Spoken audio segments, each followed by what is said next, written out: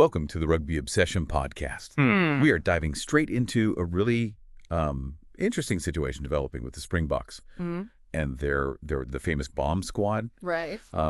Recently, we heard the news about Steven Kitshoff's enforced retirement due to neck fusion surgery. And this means that Coach Rassie Erasmus now faces some really intriguing decisions about our forward replacements. Yeah. We're going to unpack how this changes, the picture up front, and what it means for the composition of that game-changing bench. Yeah, absolutely. Make sure you subscribe to Rugby Obsession so you don't miss any of our in-depth Springboks analysis. I think the first thing that jumps out is just the sheer significance of Steven Kitshoff's retirement. Yeah. Neck fusion surgery, obviously essential for his long-term health. Yeah. But unfortunately, it ends his playing career. Yeah. And for a player of his caliber, that's a considerable loss, and it necessitates a real strategic rethink from Rassie.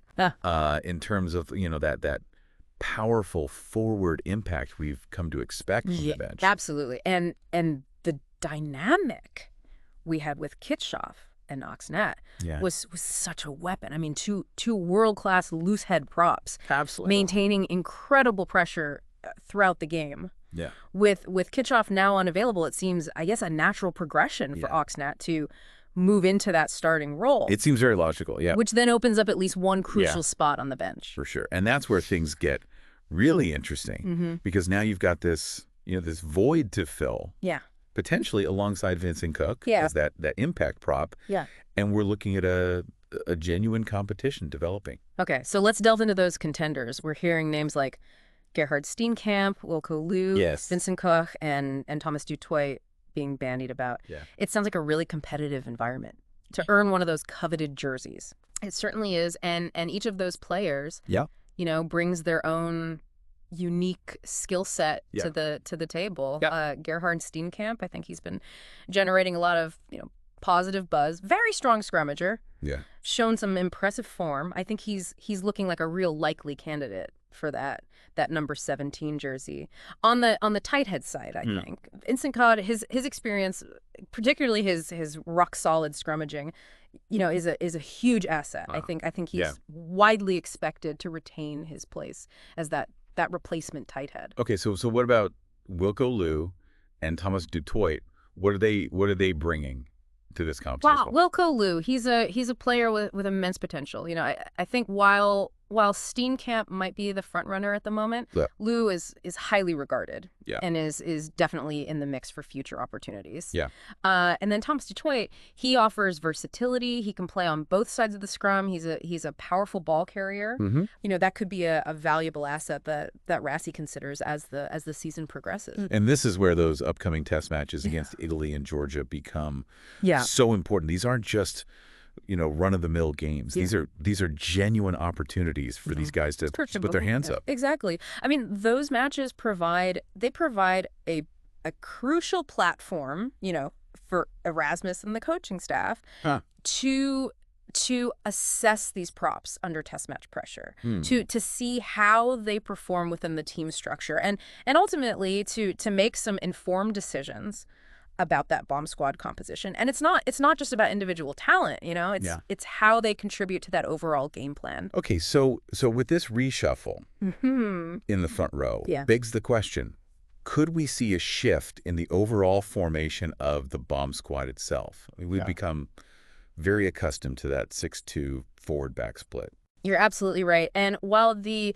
6-2 split has been a successful formula for the Springboks, I think the sources suggest that we might see some experimentation. A 7-1 split with 7 forwards and just 1 back is certainly a possibility, especially if the focus is on absolute forward dominance in the latter stages of a game. And in that scenario, you might see one of the lock replacements, like a Lou Diager or a Ruan Norja, included alongside those 6 forwards we've just discussed. So 7-1, very forward orientated. What about that less common 5-3 split? Well, the 5-3 obviously offers more attacking options from the bench.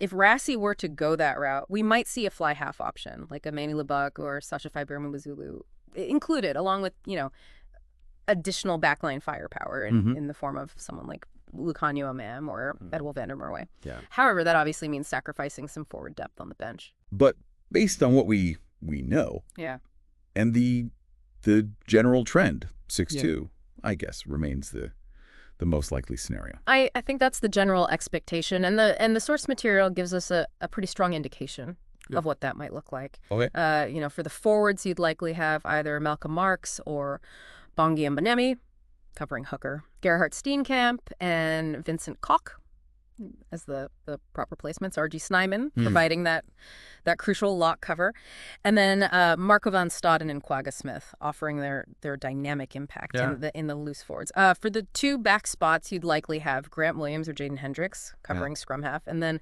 Damien Valemzi or F.L.A. Fassi providing that versatility across the backline. I mean, that is a potent looking bench, whichever way you cut it. It really is. So just to bring it all together, Kitshoff's retirement has definitely created an opportunity for at least one new prop to step into the bomb squad. Yeah. With Steenekamp, I guess, in the goal position alongside the experienced Koch. Yeah. And while the 6-2 is the most probable, I guess we might see some interesting variations tested in those upcoming matches. Absolutely. And I think what's really exciting for us as fans is seeing this competition unfold. Yeah. You know, and the potential for new talent to emerge and contribute to the Springboks' continued success. Yeah. It really speaks to the depth we're developing. This has been a really, really insightful look into the evolving Springboks bomb squad. We've covered the impact of Kitshoff's retirement, the contenders for those vital prop positions, and the different ways the bench might be structured. Yeah. And now we want to hear what you think. Which two props do you believe should ultimately make up that bomb squad alongside the hooker and locks? And what would be your ideal Springboks? Bench split, the traditional 6-2, a forward heavy 7-1, or a more back-focused 5-3?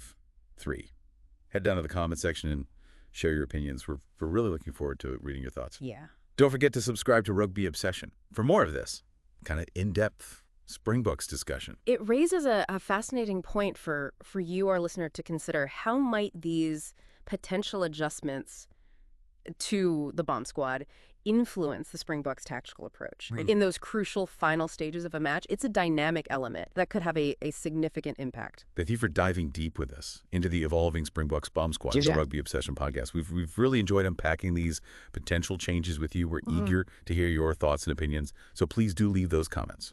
Thank you for listening to the Rugby Obsession podcast. We look forward to you tuning in to our next episode.